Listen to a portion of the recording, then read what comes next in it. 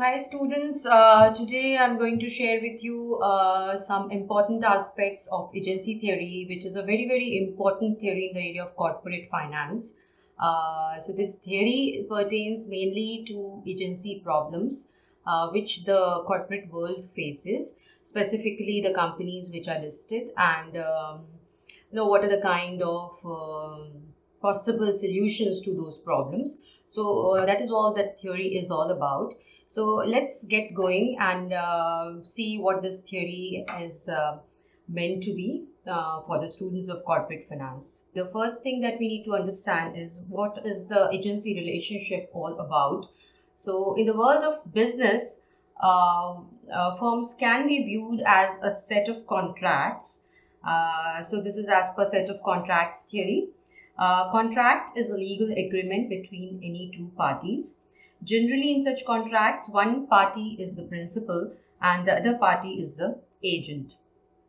Principal delegates the decision-making authority to the agent.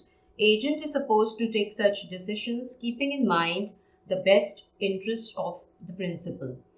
However, given the human nature, both principal and agent tend to take decisions and perform actions basis their own self-interest. So left alone, if each will attempt to act in his or her own self-interest, hence a monitoring mechanism needs to be deployed by principal to check such tendencies of agent. So we come on to the context of listed companies and see how this agency relationship can be seen in the context of listed companies. So we all know that listed companies, we witness separation of ownership and control. So what do I mean by separation of ownership and control? So in the context of a large publicly listed company, shareholders of the company do not completely control the company due to the highly dispersed shareholding pattern. It runs into thousands and lakhs. Those are the numbers of shareholders, which makes it impossible for the owners to run and control the company on their own. Thus, a team of expert managers is appointed to run the company on behalf of shareholders. Ownership and control of company's resources are separated by virtue of this kind of arrangement. Shareholders are the principal and managers are the agent in this arrangement.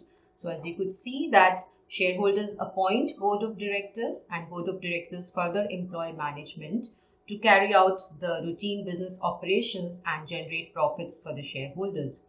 So the company's resources which belong to the owners of the company are technically controlled by the management of the company.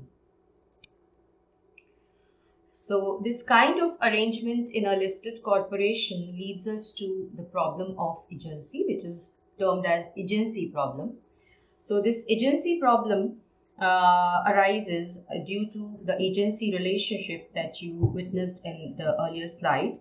There is a conflict of interest between the agent and the principal on account of the self-interest motivation. This typically happens when the agent acts solely in his or her own interest. In the context of shareholders management agency relationship, management goals may be different than shareholders' goals. Managers may seek value by spending on luxuries such as high-end cars, offices, business class travel, and so on. And they justify these expenses by establishing the linkages with their productivity. However, shareholders may view such expenses as unnecessary and something which mars the company's profitability. So that's just an example of conflict of interest between the principal and agent in the context of shareholder and management agency relationship. So that brings us to the agency problems in the context of agency relationship arising due to the agency conflicts between the principal and the agent.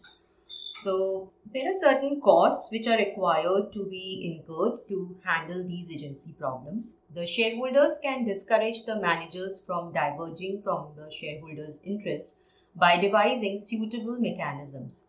Deploying such mechanisms involves costs which are termed as agency cost.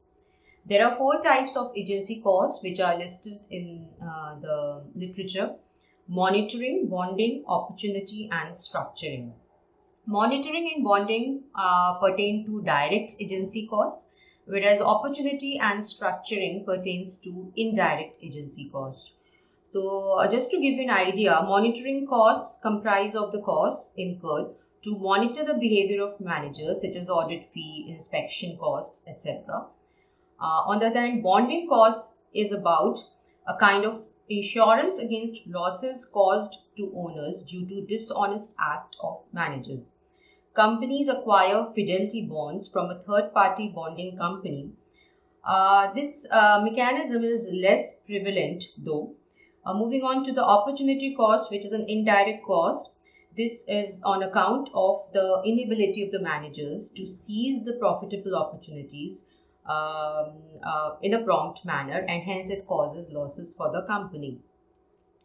The fourth one, the structuring cost, it pertains to incentivizing managers for their efforts in maximizing shareholders' wealth. So managers are given performance linked incentives in order to align the interest of managers with those of owners. So that brings us to our last slide, students. Agency theory. It was developed by Jensen and Meckling in 1976. Jensen and Meckling defined the agency relationship as a form of contract between a company's owners and its managers, where the owners appoint an agent to manage the company on their behalf. As a part of this arrangement, the owners must delegate decision-making authority to the management. Ideally, the contract between the owners and the managers should ensure that the managers always act in the best interest of the owners. However, it is impossible to arrange the perfect contract. This raises a fundamental question: how can managers, as agents of their company, be induced or persuaded to act in the best interest of the shareholders? Agency theory suggests that the prime role of the board is to ensure that executive behavior is aligned with the interest of the shareholders, owners. Otherwise, self-interested managers will use their superior information to line their own pockets. There is an ethical aspect to agency theory. This theory is based on the view that individuals cannot be trusted to act in any way that is not in their own best interests. So that brings me to this video, students, and in my next video, I will be touching upon the ethical issues in the domain of finance. Till then, goodbye, students.